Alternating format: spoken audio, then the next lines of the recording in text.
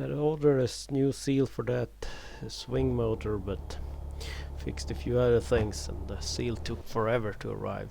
The cover plate was pushed and pulled, and my dad did a little reinforcement welding on it, and it should be a lot better than it was. It was barely hanging on there. I had also seen this leak here on a little block. It has something to do with the brake for the tracks. Not really sure. We have never touched the levers for this and never used it, so. But there are like two plungers that do something. The hose had to be undone for the block to come down. Wanted it hanging down to and clean things up to ensure that it was actually from the plunger and not one of the hoses that had issues, but sure enough it was one of the plungers. You can see it sticking out here. It moves a little if you activate the levers, but got a little trickier undoing the hoses now that it was loose, but holding it with a big pair of pliers they could be undone.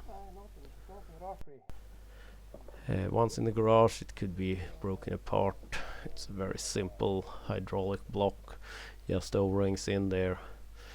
A little tricky. It was a pin here you needed to hammer out. We weren't sure if it was a threaded solution or not, and we added a little bit of heat here if it was some strong adhesive involved, but it's simply just pushed down there and it's a little slot that the pin secures it in, so very simple. Yeah, and here's a short wildlife update, a little more on that later. I'm not sure if you can see it, but we had a bird circling inside here, one of those that have been living in the cold area of the garage, so we let that one out. Back to the little block here, this spacer things, and then 4 O-rings and 3 of those spacers in there, and this one just goes up and down, and that piston there has some hole in it, and as I said, I'm not sure what it's doing, but it's been leaking.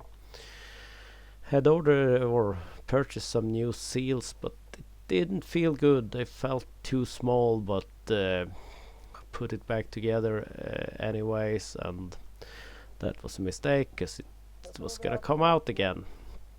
And then the linkage for the tracks, the pedals, because one of them has been kind of staying and slowly creeping, so I think we had this apart back when it was originally purchased many years ago, but time and being outside all the time, it's actually the joint back here that's the problem joint that's pretty much seized up, so that took a little effort, and the pin refused to come out, so it chose to kind of undo this L-shaped thing and be able to get it into the garage, and it took some serious hammering, and this was the good one.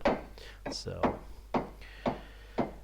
with that undone, some rust was removed, some a little grinding because it was kind of mushroomed at the end or damaged, so, and some good super sticky grease, and it was put back in place before the next one was brought inside.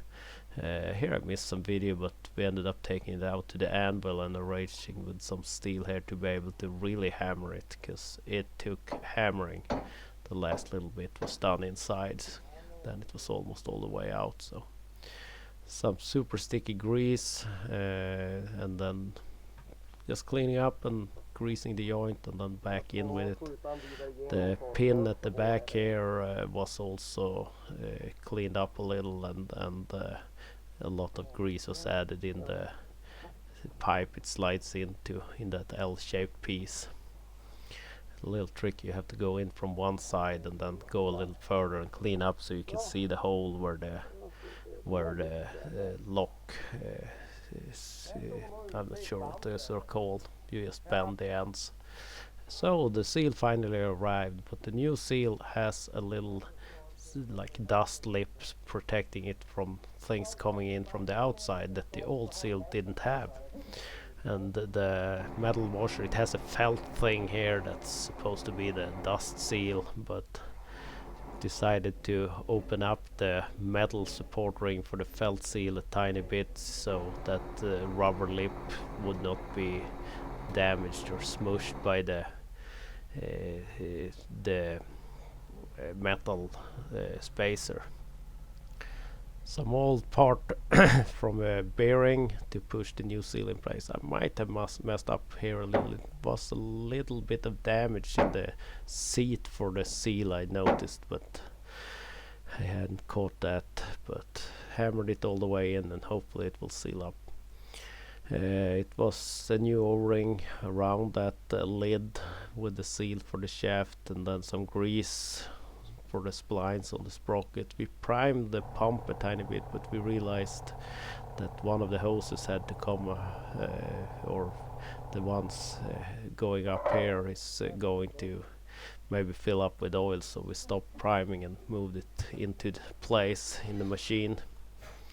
We messed up a little during installation here because it had started going into its seat and it's a really tight fit. Maybe it's that it was painted or not cleaned up well enough, so we ground down an extension that was broken anyway to a very close dimension to help align things to get those expansion sockets things into place, because the holes weren't lining up perfectly and things were tightened up a tiny bit, but we wanted to finish up with all the hoses up here before we gave up for the evening, because we expected rain during the night.